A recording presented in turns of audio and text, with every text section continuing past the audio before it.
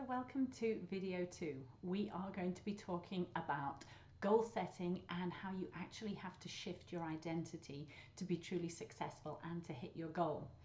When you joined this challenge, you had a goal, and when people set goals, they generally fall into two categories. The first kind of goal builds on one of your strengths. So if you're already fit and you want to get fitter, if you can already run a 5K but you want to run a 10K, if you go to the gym every day but you want to work out with more intensity or lift heavier, those would be goals that would build on a strength. If you have a project-based goal, something like remodeling your basement or remodeling your house, that would also fit into something that's considered like building on a strength, because if your basement's neat, it's easy to imagine it being neater or being remodeled. And then the second type of goal is one that you set to fix a weakness or to fix something that feels out of control. If you feel heavy and uncomfortable, you set a goal to lose weight. If the clutter in your house has built up and feels overwhelming, you set a goal to get more organized. If everything in your life has piled up so that it's all urgent, then you set the goal to become more organized and plan your time. And in general, when you set a goal to build on a strength, it's easier to achieve that goal than it is to achieve a goal that fixes a weakness. Why is that? It is because you already have the behaviors in place to be successful when your goal is building on a strength. If you run several times a week, it's easier to run further and faster. If you already work out at the gym, with a little bit of motivation, you can lift heavier or work out harder. But when you set a goal to address a weakness, it's much harder to hit that goal, because not only do you have to make changes to your routine to take the action to be able to hit that goal, but you also have to change how you think. The thing that you want to change when it's a weakness or it's something that feels out of control, that thing didn't happen overnight. It's the result of many small actions. You're heavier than you want to be because you've eaten a little bit too much each day. Your house is in chaos because you didn't pick up every day. And you have a lot of urgent things on your to-do list because you've put off doing things until the last minute. The person who wants to run a 10K already identifies themselves as a runner. They just want to run further. The person who wants to lift heavier or work out harder already has the mindset of an athlete. They just want to push themselves harder. But if you want to lose 15 pounds, it's because you have the mindset of someone who struggles to control what they're eating. You don't have the mindset of a thin person who makes good, healthy decisions. And that's me talking from personal experience. It's the same thing if you struggle to organize your day. You have the mindset of someone who likes to be spontaneous and just see what comes up during the day. You don't have the mindset of someone who wants to plan and structure their day. And the same thing if you struggle to keep your house or garage organized. You don't have the mindset of someone who's neat and tidy and picks up all the time. You have the mindset of someone who kind of puts it off or walks past things that need to be done. So how do you change your identity to become someone who achieves your goal? The first step is imagining what life would be like when you've hit that goal. If your goal builds on a strength, it's relatively easy to imagine running further or lifting heavier or working out with more intensity.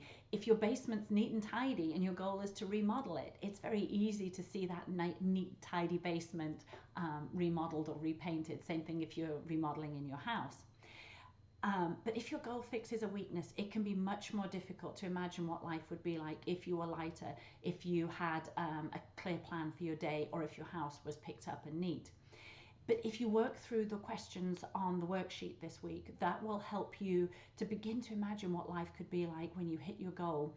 And this is the first step to creating that new identity that will allow you to achieve your goal.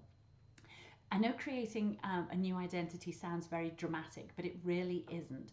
All you have to do is think like a person who has already achieved your goal. So for example, when I don't feel like working out, I imagine being someone who goes to the gym every day. What would they do? They would go and work out whether they felt like it or not.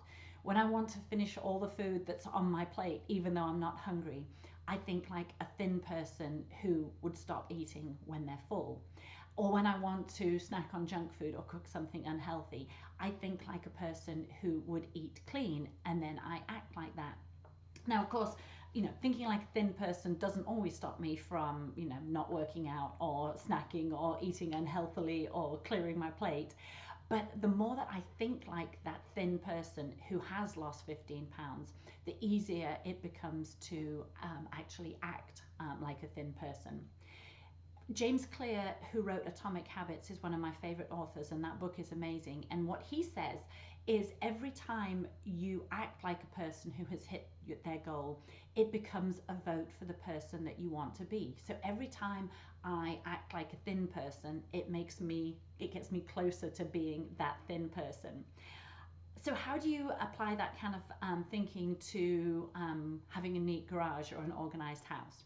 Instead of walking past something that needs to be picked up or moved, you think like a person who has a neat, tidy, picked up house, and you pick up that item and you deal with it straight away. And when you do that every day, after several weeks or maybe a couple of months, you suddenly have a house that's picked up, and you are that person who doesn't walk past something that needs dealing with. You just do, pick up that thing or move it or tidy it straight away.